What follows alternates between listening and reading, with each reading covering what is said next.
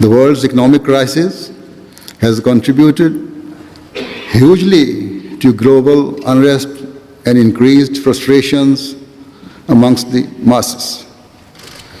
Another major cause of division is internal power struggles within countries. And then, in many nations, the rights due to members of the public are being unjustly usurped.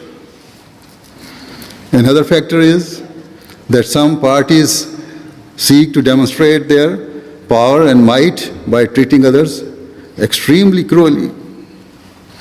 Further, a root cause of division is a lack of justice in the world. This is leading directly to a complete lack of mutual confidence and trust. Another cause of unrest is the fact that people or governments look at the wealth and resources of others with a sense of envy and greed. In fact, they do not limit themselves to the envious classes, but actually seek to seize what is not rightfully theirs. Where armies are trained to fight, His Holiness Mirza Masroor Ahmad has a message of peace for them too. The strong Islamic belief that a war does not mean a license to kill is a message that His Holiness conveys when addressing defense strategists. During the Second World War, around 70 million people were killed, and it's said that 40 million of those who died were civilians. Thus, more civilians sacrificed their lives than military personnel.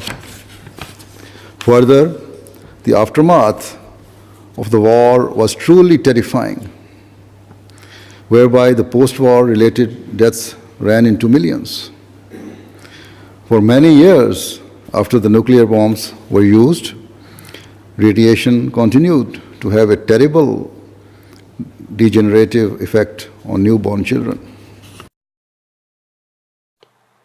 To summarize, the message Hazrat Mirza Masroor Ahmad, may Allah be his helper, is very simple and straightforward.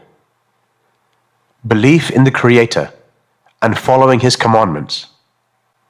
This powerful yet peaceful message is catching the attention of world leaders, from Tokyo on the far east end to Vancouver on the far west.